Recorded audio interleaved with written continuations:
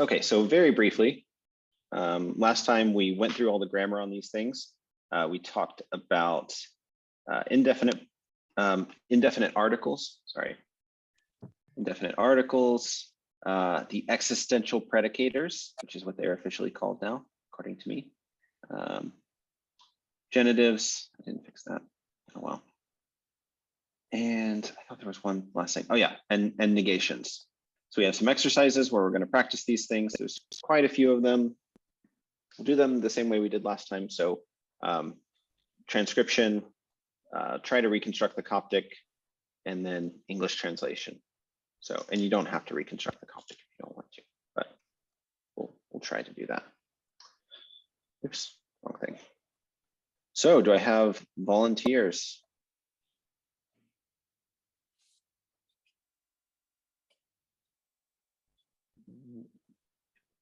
I can. You want to do 4 of them, Yeah. Mustafa? Okay. Yeah. Wenu,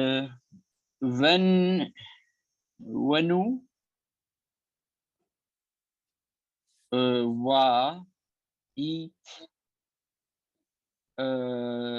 nim, and im, ta, mute. Yeah, good. You want to do the Coptic? Or okay, Coptic version. Oh no. Onayot,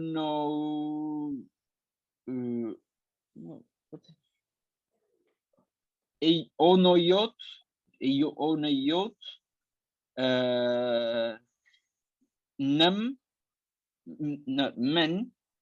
men, te, mau. Okay, very good. Yeah. And what does this mean? There is a father with the mother. All right, excellent. Okay, and if anyone has any questions at any point, I won't be able to see you, but just chime in with a question if you have some. I don't have it. I don't have any question. Okay. Na session or yeah. Session. Ta the meat means the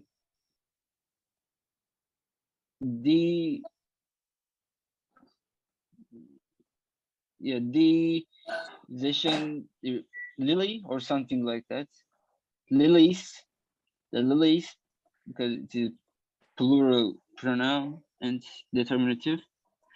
In the shore, are in the shore.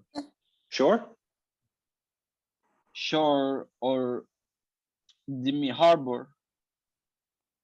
Earlier, it does mean something like pier or harbor, port. But in late Egyptian, it's pretty thoroughly town. So originally, in like Middle Egyptian and earlier, demi refers to like a landing place on the Nile. So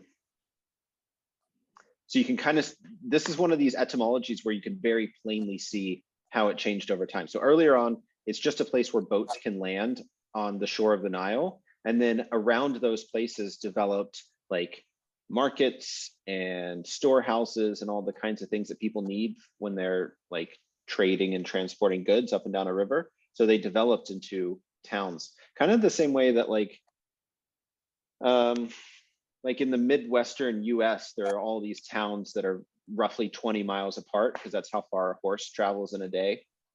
You get a similar thing in ancient Egypt, where any place that somebody puts in a pier, if you've got a boat loaded with stuff to trade, that's a good place for you to pull in and stop. So towns naturally grow up around them. So this word originally means something like pier and then comes to mean town.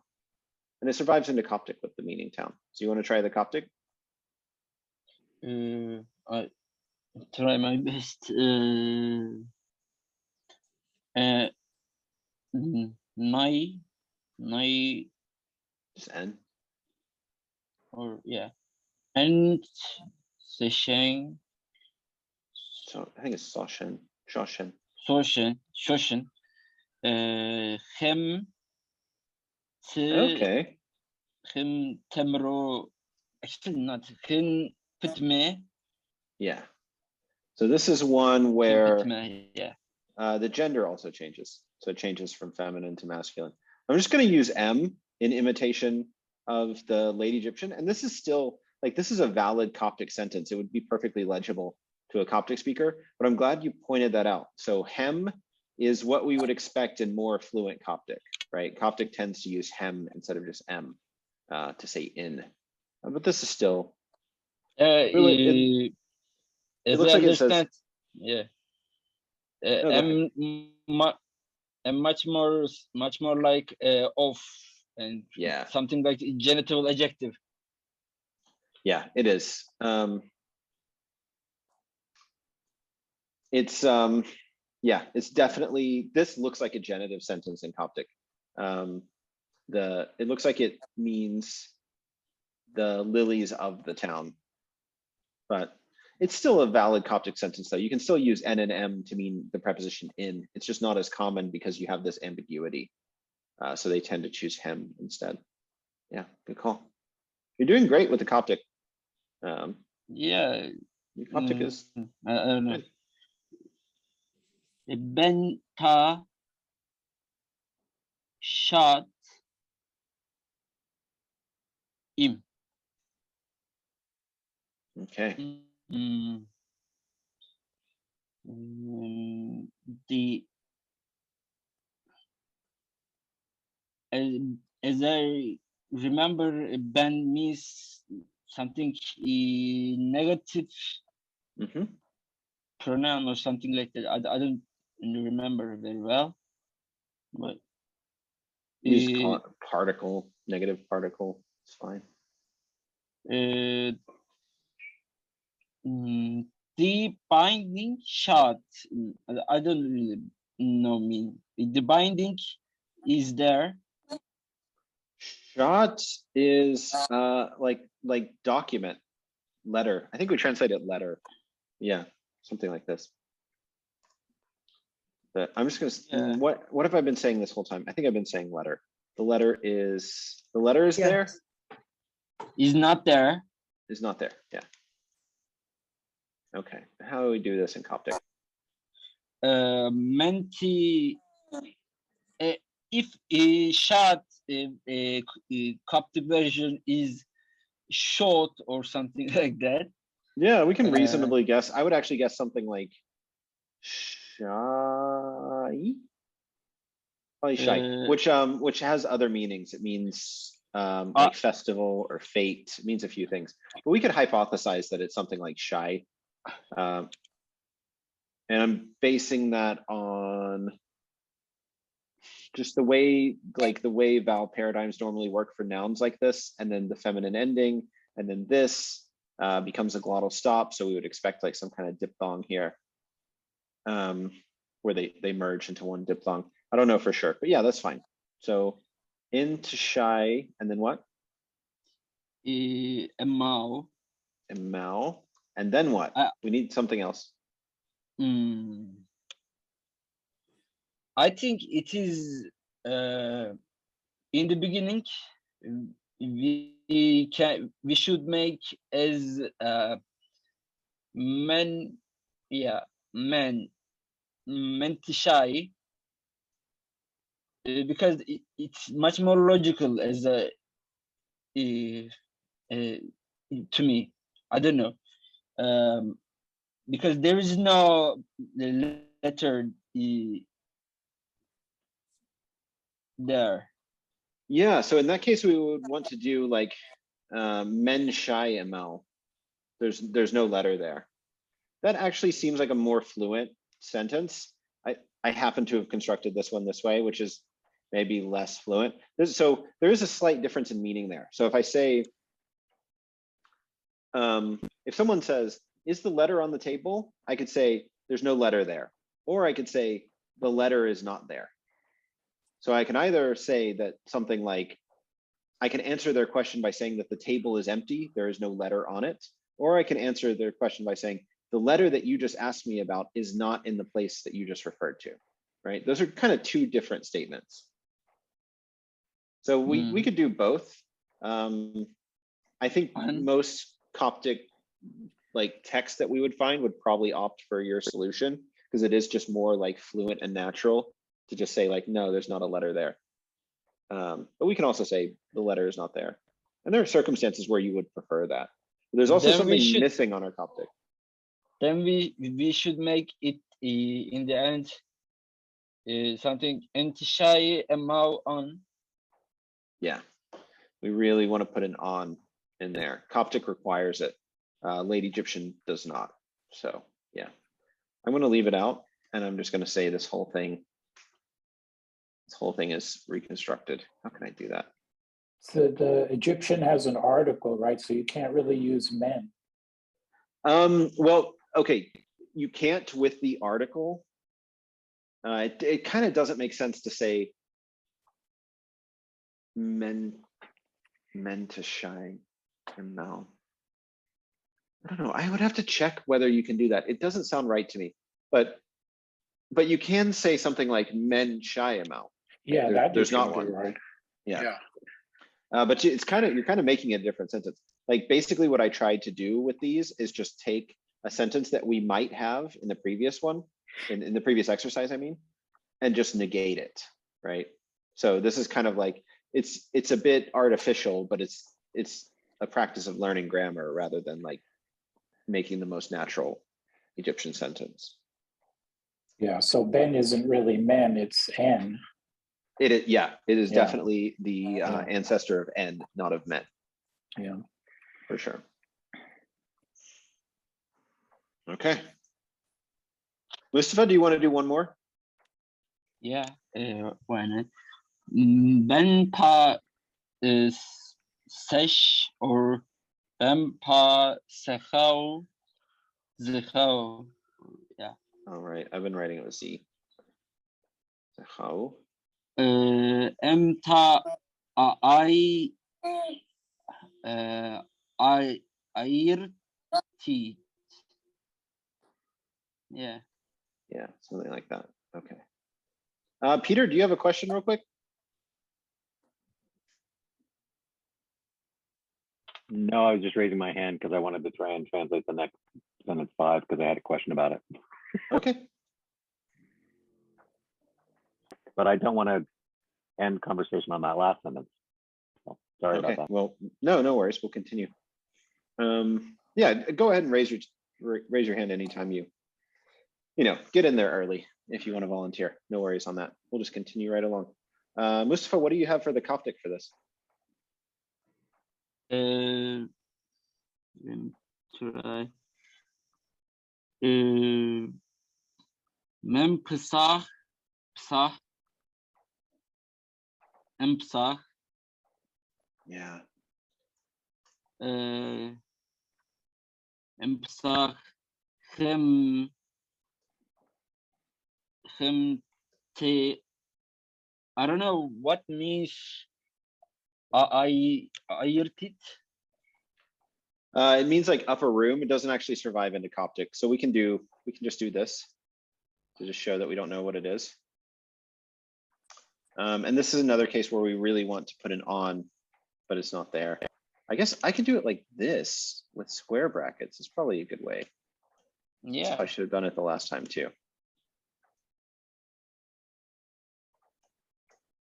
Aesthetically, much more aesthetically nice with bracket. Yeah. Does it change to an M? I think it does. Yeah, it would. It would be M because of the P in Psah. It assimilates to an M. Okay.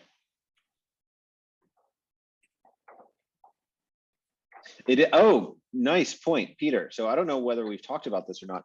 I need to go and put an earlier section in the parts where we're first learning the orthography. So this is a thing called group writing, which is it's its own orthographic system. The way I always explain it to people is it's sort of like the phonetic spellings that you see. in like dictionaries and things. It's like if I were to spell the word tomato like this, I could even do like if you're explaining to someone how to pronounce a word using like existing orthographic chunks from the language. So like this would be Cool. like, Yeah, yeah. so they're spelling it out really clearly. It's like ah, and then le, somehow you get le, and then t. And it's clear enough that you can pretty much like reconstruct what this would have sounded like aleti. So yeah.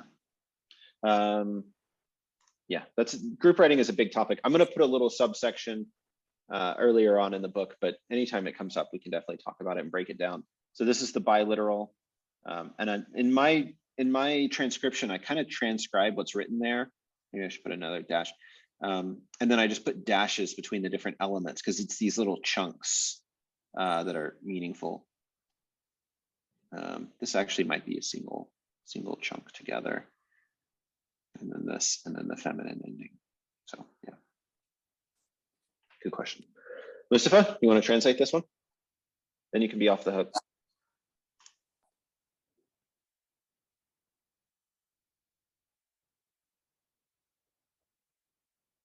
Where he went.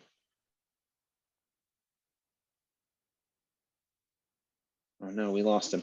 Okay, I'll just put it in there. The scribe is not in the upper room. Okay.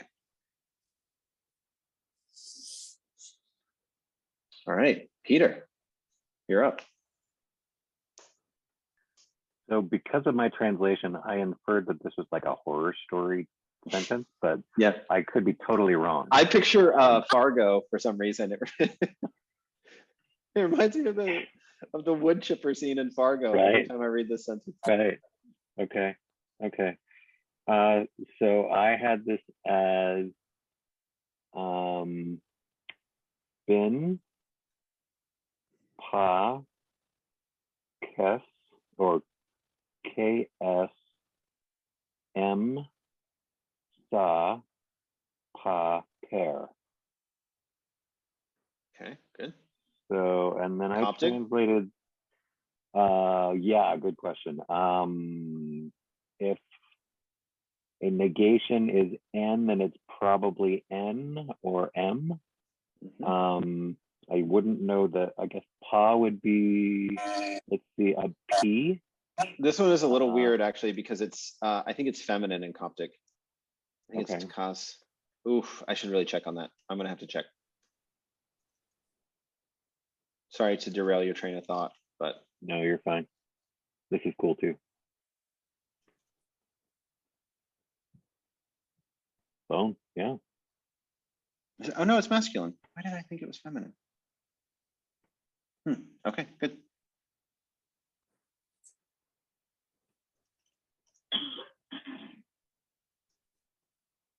Mkas. Because, in behind, let's see. I don't know behind. So we're not And totally sa. not translating necessarily smoothly into Coptic. Okay. Because yeah, behind, there's a few ways to say behind, like epahu, or I guess it would be empahu, or like menensa. There's a few different ways, but we're just gonna kind of literally do the late Egyptian and like Coptic words. So insa is the descendant of that. Okay. And then let's see. Pa. It's not pape. Okay. Yeah, it doesn't really survive, but we have enough evidence to say it's probably that. Cool. Okay, so I had the bone is not behind the house, or is that right? Or the burial is not behind the house? That would be spelt differently. So there is a Okay. word burial it's quite similar, but it's normally pesar with an R. Okay, okay. We need the on for that one too. Oh yeah, definitely do. Thanks, Dante. So maybe it's a femur we're looking for, or something like that. It implies something gruesome. Although, you know, there's a totally like, maybe it's just like for the dog. You Yeah, know? totally. Yeah. Could be the dog. Yeah, yeah. I like osteoarchaeology, so I'm not grossed out by that. So anyway.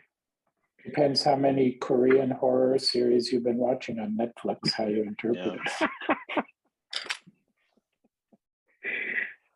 So I can try one more if that's all right. Yeah, you have up to 4 at your disposal. If you want all of Okay. them, you don't have to take all of them. Okay. Yeah. So this number 6 is bin ta. I had depet. Mhm. Ker pa iteru. So let's see if the Coptic is an M. Let's see, and then joy or something like that. Yeah, we can use the Coptic word, but since this specific word doesn't survive, I'll just do it as a blank. Okay. Upon. So maybe that's hen or hi. I need to go back and look at that. Okay, he, and then pa, and then let's see. Isn't river like arrow or something like that? So there's It's got an Yaro, which means this is actually the Nile specifically, and it comes from Itru A'a, so like big, yeah, big river. Okay. Not Donkey River. Yeah, big river. Something like that. But we don't actually have that here. So the what's the word for this? The reflex, the descendant of Itru is just Yor. Which interestingly, did they have any words for like tributaries or anything like that, or like branches? Okay, okay. Yeah, there are other words. So there are words for different types of water features. There are words for canal and all sorts of things, but this is the basic word for any sort of flowing water. So this might mean something like, if we were to translate it into its closest English equivalent, might be something like stream. Okay. And like you could use the word stream for, like there's a sort of like walled canal stream thing just a block away from my house that I still call a stream. Or like one of the major canals or rivers going through the city. You could also refer to it as a stream if you wanted to, and it would be comprehensible, but you would probably use a word to refer to a bigger thing, which is where like Yero comes in, right? Big stream, basically. Okay. But they are separate lexemes by the time you get to Coptic. It's no longer analyzable as big stream. Okay. Also, the word for the Nile in Hebrew is Yor, interestingly. Really? Wow. Yeah, pretty cool. That's cool. Is that a loan word or a cognate? It's a loan word. Yeah. Yeah, a lot of the Old Testament stories that have Egyptian components deliberately use Egyptian words as the name for things to give it kind of like an Egyptian flavor. It's like having an American story set in Mexico where the guy's name is Hombre or something. Interesting. Interesting.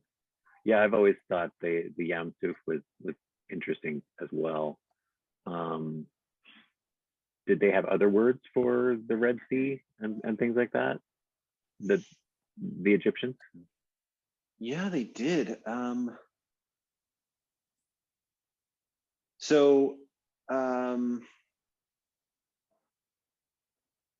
that area where like the Israelites travel in the story is called the Kemwer, which translates to Great Black, and that's basically where the Suez Canal is now. Okay. There's a word for the Red Sea. I think it's just called Wajware a lot of times. Although people have argued that that's like Wajware is specifically the Mediterranean or specifically the Red Sea. I'm not really sure. I don't have strong opinions on that. Sure. But yeah, there's a few words. That's cool.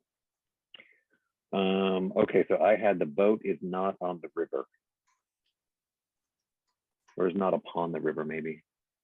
Either way, this basically just means on. And that reminds me, I left off. We still need the on. Well, that's right, Coptic. because Coptic has that kind of surrounding thing where you've got the in and then the on at the end of the sentence. Yeah, Or at and in least Coptic, Sahidic does. all dialects, I think. I think that's Really? Okay. Yeah, I think that's in all dialects. And the on is obligatory in Coptic, but the initial n isn't anymore. So there's Oh, a, interesting. oh my gosh, we had a whole, somebody posted something in the Discord, and I like, there was like this great paper about, it's called Jesperson cycle. I didn't know that term before. We talked about it last week, and then somebody posted in the Discord this paper. So there's this cycle that languages go through that's occurred in a bunch of different languages, where it starts with a sort of initial negative particle, and then they add a sort of emphasizing negative particle on the end that is something like in English, we might say, the boat is not on the river at all.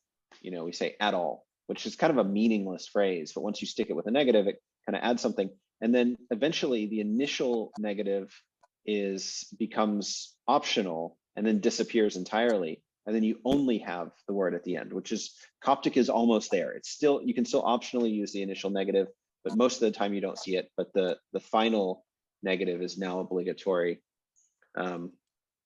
And it probably, like if it were still being spoken today, it probably would have fully completed that cycle. English went through that cycle. French went through that cycle. Arabic is sort of, a lot of dialects of Arabic are sort of partway through it. I think they're in like step 2. And then there's adjacent Berber dialects are also in step 2. The paper's in the Discord server if you're interested. It's really good. Kind of a cool thing. So yeah, and this is a great case where we can plainly see it happening, because we have such a huge history of written language in Egyptian that we can actually watch a linguistic cycle go through every single step. It's kind of neat. Peter, do you want 2 more of these? I can, if nobody else wants them. Sure. Okay. Let's do a couple So more. I had bin, pa, emphatic HF, capital HW, and then im. Wait, what's this one? I had hafau. Yeah. Okay, got it. Hafau, im. Yeah, sorry, I was waxing manual decodage there. Let's see. So probably an N again. Depending on the gender of the snake, it would be either pa or ta. This is a boy snake. Okay, so pa.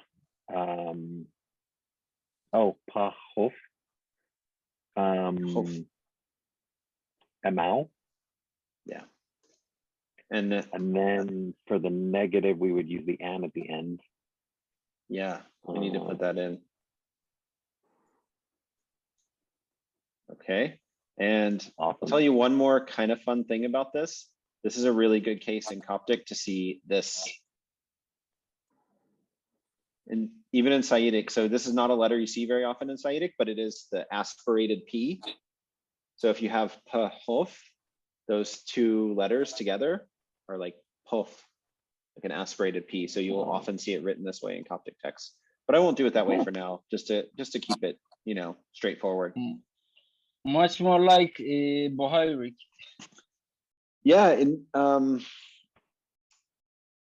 Bohairic, there's actually like a phonological process happening.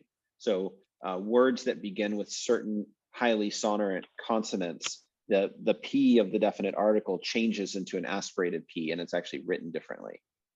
You don't really see that in Saitic. The only time that you'll see that the aspirated P letter is in a case where you actually have like a P and an H together, and they just write them as one letter. So you can actually, in Saitic, you can always expand this out into P plus H. In Bohairic, you could in theory, but you're now kind of saying something different because of the way the orthography works. You're no longer saying like, this is part of the article. I guess you still could. You just have to know that the boundary is here rather than here. Yeah.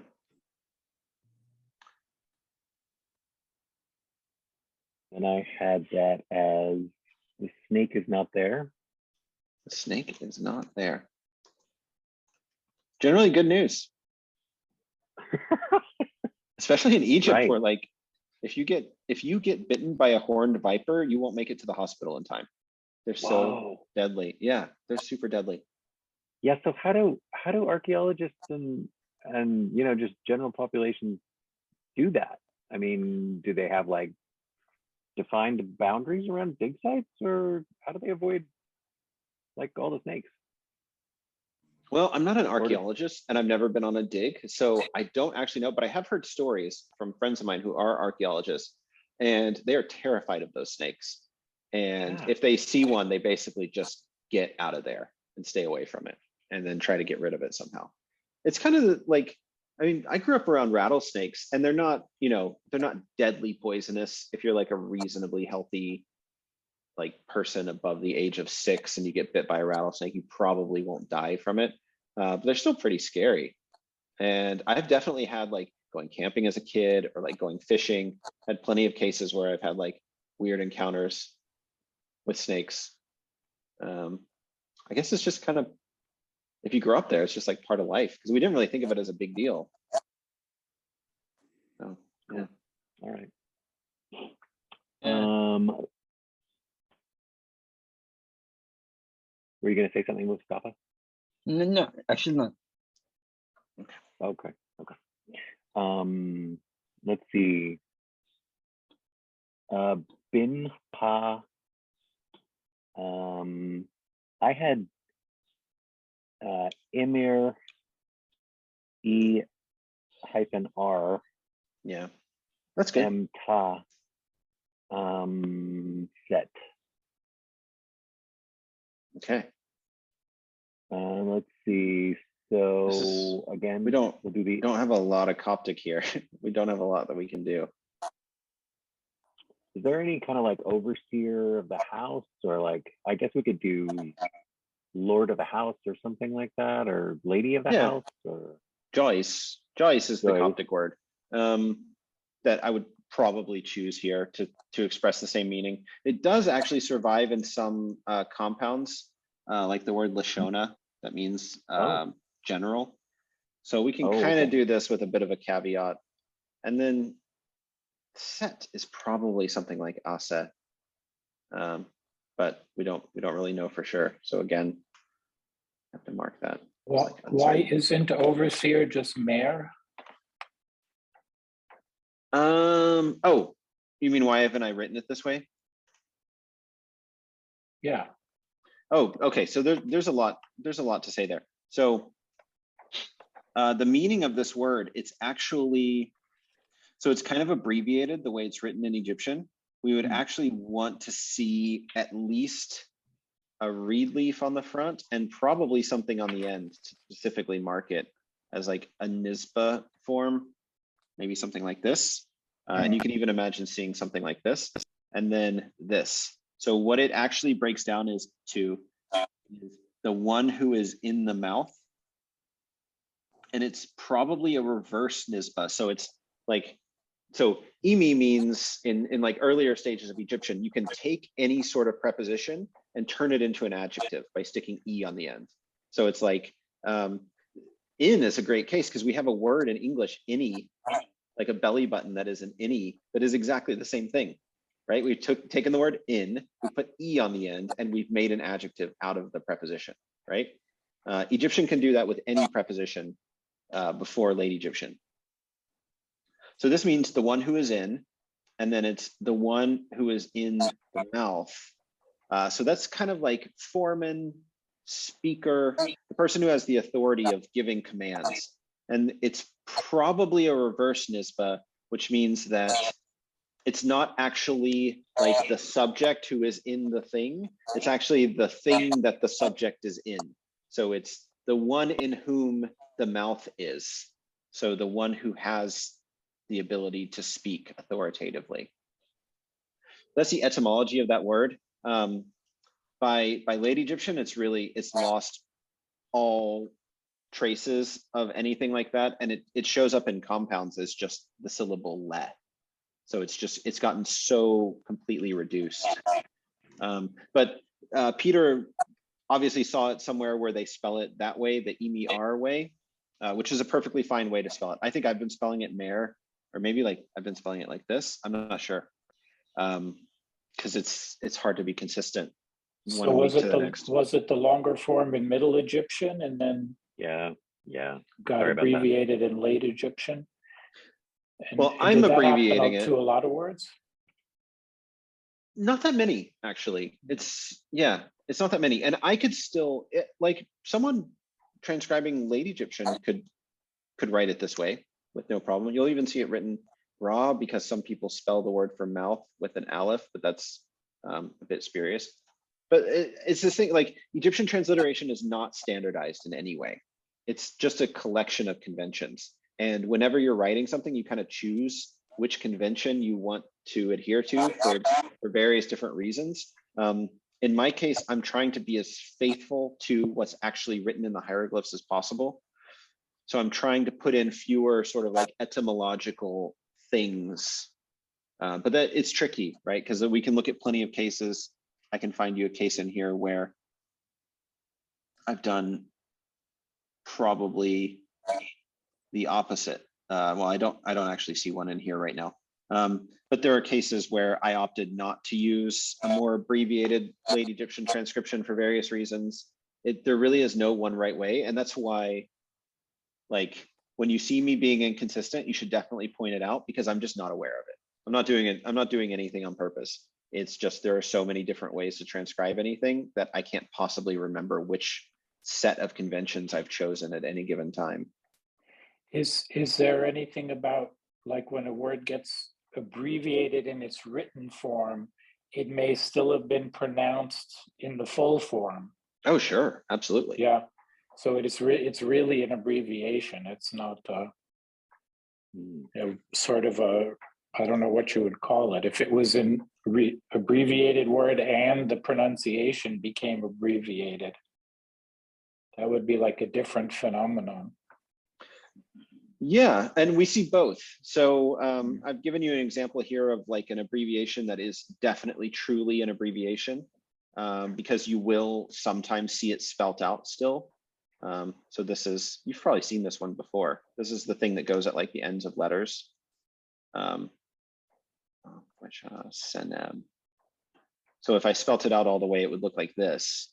But because they always write it as sort of like a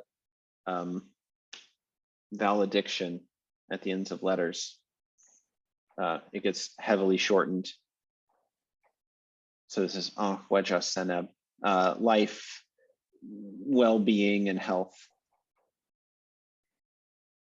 It's kind of like how every email today starts with, I hope you're staying healthy in these trying times. True. Yeah, so if you were writing, you could do that abbreviation. If you were saying that to somebody, you would say the entire thing. You wouldn't say the abbreviation, right? Yeah, the abbreviation is kind of unpronounceable. Uncjos. Maybe someone said uncjos in the way that we say, like people say lol out loud as a word instead of spelling it as LOL. That's interesting. So yeah, I mean, these things are constantly in flux. This is definitely, so it's written this way, even very early on, even in like Old Egyptian, you'll see it written this way. So it's a very, very old way of abbreviating this spelling. There are other cases like the word for person that we have in our vocabulary, remech. It's, you know this word in Coptic, it's this. So we can plainly see that there was an M in here. There's kind of no way to get this Coptic form without having an N in here before. And there are spellings of it with the M. So we know that it had that. And it's probably written this way just because that makes it, if we weren't using Unicode, if we were using like proper formatted hieroglyphs, writing it this way makes it easy to stack those two letters in a normal hieroglyphic line, where if you put an M in there, they get, all like spread out and take up a bunch of space. So yeah, all kinds of things. Anything is possible with this weird script. Can do whatever it wants.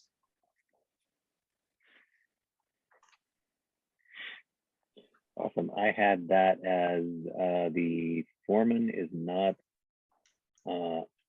on or in the estate or palace. I'd say place. Okay. Yeah, the foreman is not in the place. He's not where he's supposed to be. I wonder, I'm gonna make sure some of these have UNAs on them. I know I put UNAs on a lot of these sentences. What are you know? It's the equivalent of on. Older Egyptian. Oh my gosh, they didn't get, oh, I messed up. So I make them all in like Google Sheets, and then I have like a concatenate function that just like takes all the different parts that I lined out and puts them together. And I think so half of these should have UNAs on the end, and it didn't actually make it through to the exercises. Need to put some UNAs. What is you? UNA, it's this word. It looks like this. Let me make sure I can actually spell it correctly. I doubt I can.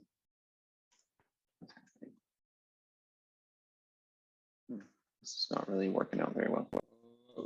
Oh no, it's doing the thing. What kind of alphabet? It's doing the thing where it won't let me type Egyptian.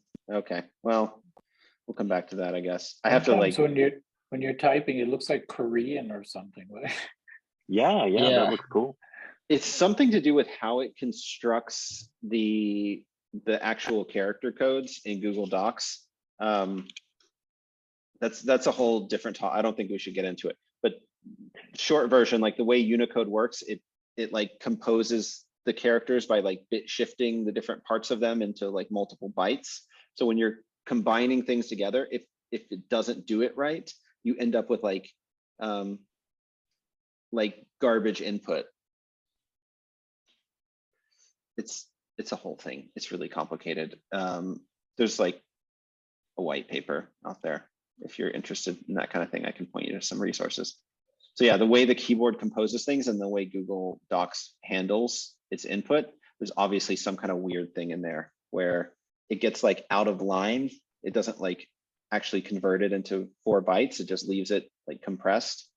And apparently that happens to coincide with various Korean characters somehow. Just try one more time, see if yeah. This is clearly a bug in Google Docs because it does it. And the only way to fix it is to restart my browser. Or that's the only way I found. So we're not going to do that right now. But there's a word, Una. Maybe you can try on Spotlight or something like that. I don't know. Oh, I can use copy paste. Yeah, I get it. Oops. Yuna. This keyboard. It's getting a little chaotic here. For anyone watching the video, we'll get it under control. We'll get it under control. Okay, so I'm going to pretend that this is a Una one. Yuna means like it is negative particle or something like that. Yeah, it's roughly the equivalent of like in English saying at all. It is used. It's used in late Egyptian on these types of sentences, on nonverbal sentences as a negator. Yeah, we talked about it last time. It is Coptic version. The Coptic version is on. Yeah. Of Yuna. I see. Okay. And would you? Oh, and you did add it to the transliteration. That was the next question that I was going to ask. Yeah. Yeah, okay. I put it in there, and then I removed the square brackets because it is actually there now. It should be on half of all these examples. I thought I was just getting really unlucky by seeing like 8 examples in a row without it, but I think this means I messed up my the little like, improvised code I made to create these. I'm just gonna go put it in at random. I think I can do this. Maybe the cute little lamb there just was willful and didn't want to go on the page, or I don't know. Yeah, it's my like magic worldview. It's like my cat. It just has like a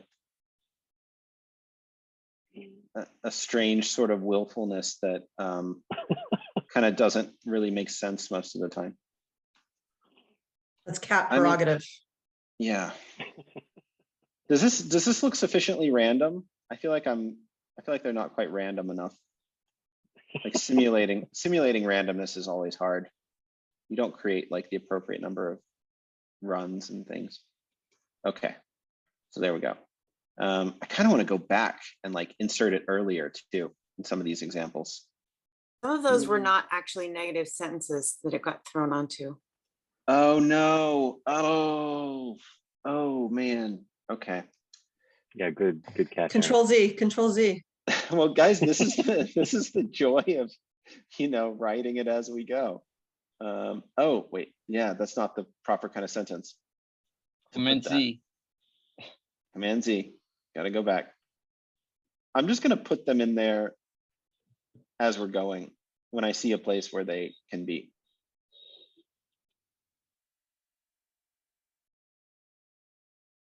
Oh, this one is one though. This is a good one. This is a good one too. Let's put them on both of those. No, this is not a good one. Okay, this is actually a good one for it to be there. I can go put it in the old ones later when everyone isn't watching me. Mess it up. All right. Yeah. Well, you're gonna remember Yunnan now since I made a big thing about it. So Yeah. doesn't hurt. Okay, I need a new volunteer. Yeah, I'm done. Thanks. I can try. Okay, who says this? Me. Maciej? Okay, Yes. good. So it's Ben. Ta neczeret. Her dep. Pa yum. I U M. Iuna. Yunnan. Got it.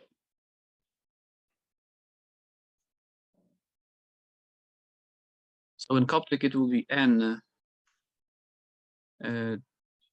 tentore, Tore.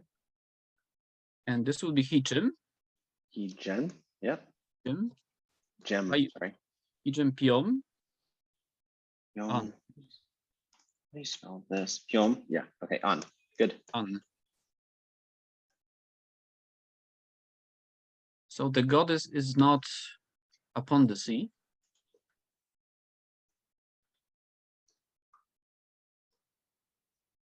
Okay. Yeah. Very good.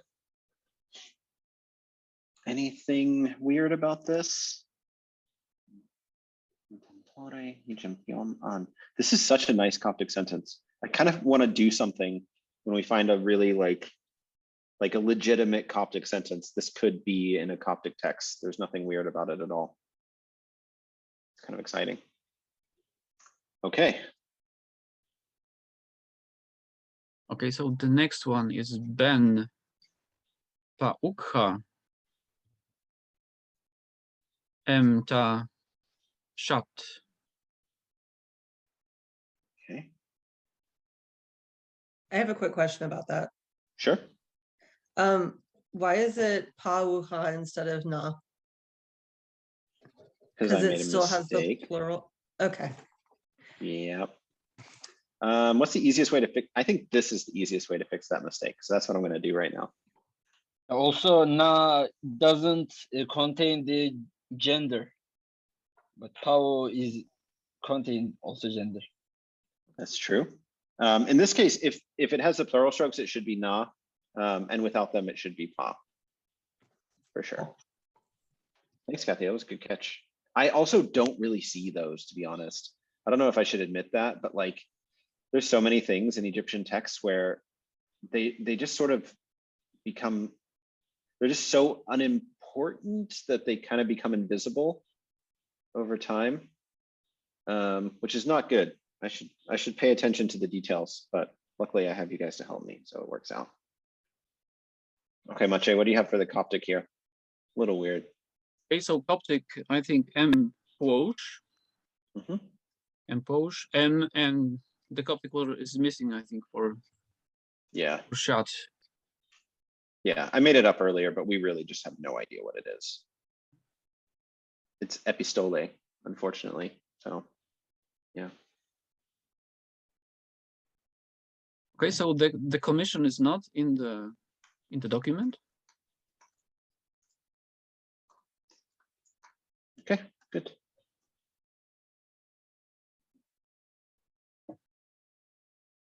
Wenu en hai en abet ibet Ibet. Wait. en tarenpet.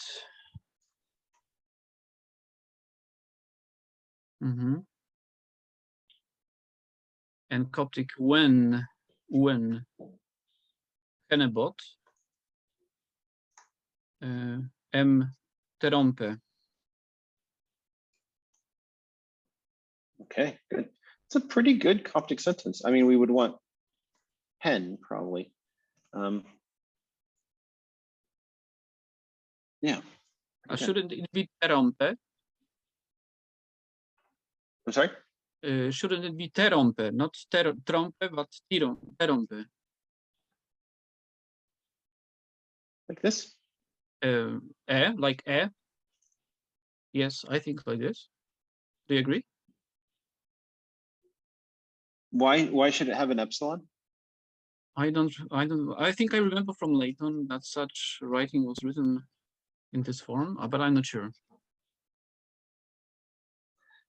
Well, I'm not sure either. I mean, it could be.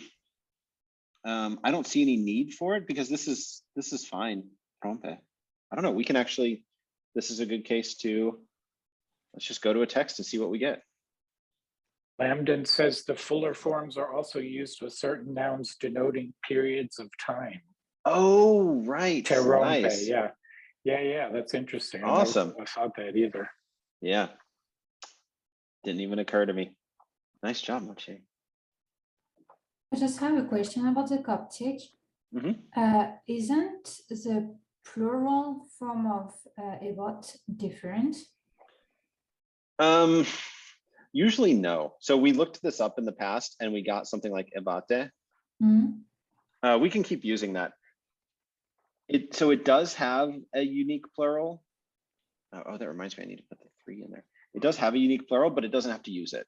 And I think this is one of those words where it very, very rarely uses its proper plural. That's also something we can check. I'm a big fan of this checking. So trompe didn't come up at all. I mean, when in doubt, just go see what actual texts have in them. There we go. Oh, wait. Well, and terompe. Yeah, that's different. Does the word the year never appear in the Bible? Surely it does.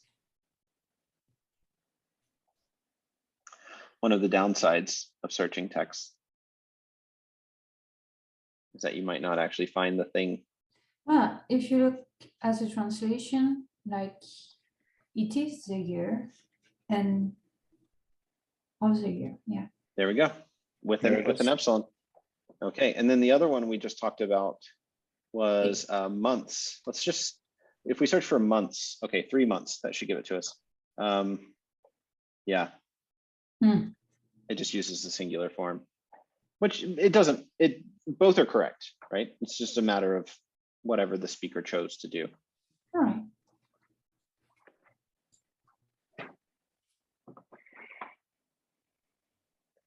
Okay. So that would be, there are some months in the year. Yeah, good. Okay, and I think you have one more coming to you if you want it. Okay. So Ben, Pa, and Necher, and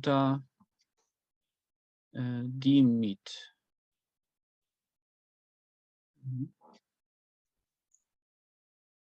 So Empnute, Emptime. Emptime. Yeah, very good.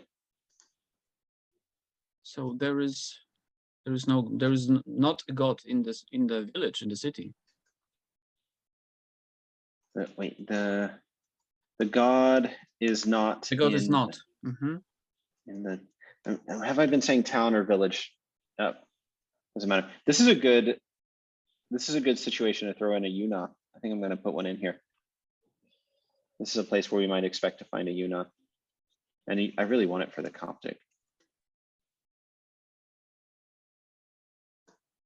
And this is also a good case to see the difference between like,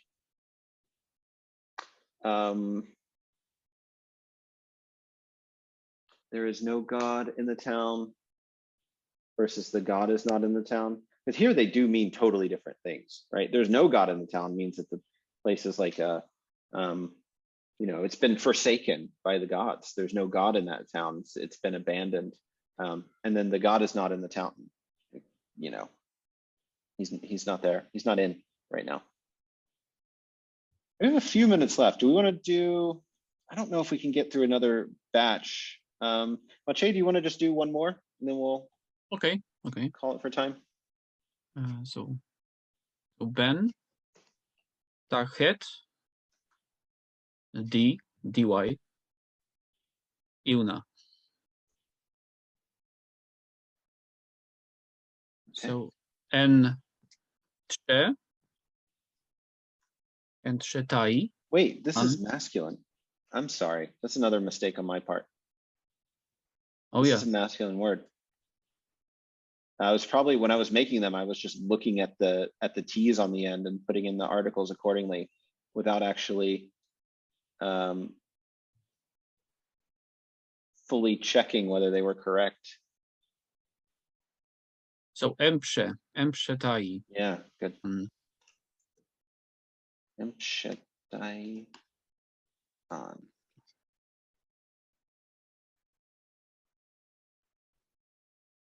So the wood is not here. Yeah. Emprzetaj on. That's great. That's also a really solid sentence.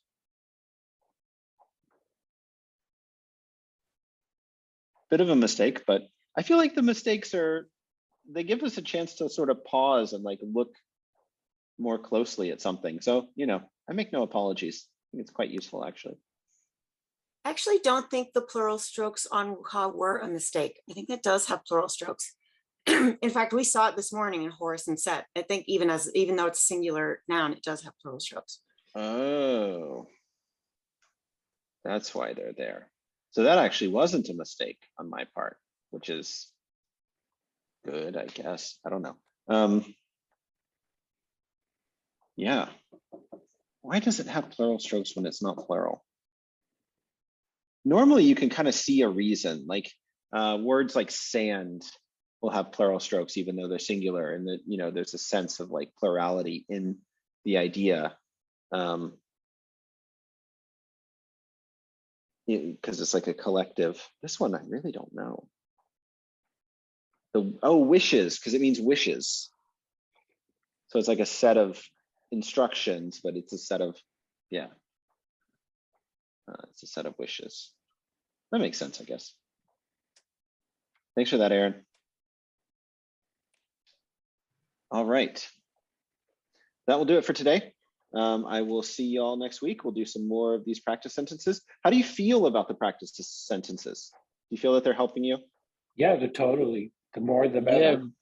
Yeah. Okay. Do you feel that there are too many or too few in general? It's just right, but it's like when in doubt, more is better, because Yeah. I think that's the main reason Lambden works so well for really getting people past that initial hurdle of being able to read in Coptic, because he just gives a pile of fake sentences and you just run Good through for every single beginners. one. Yeah. Okay, cool. I can also make more if you guys decide you want more. So just tell me. But yeah, okay, we'll keep going next week then. And I'll see y'all then. Until then, have a great week. Right. Thanks. Thank you. Bye. Bye.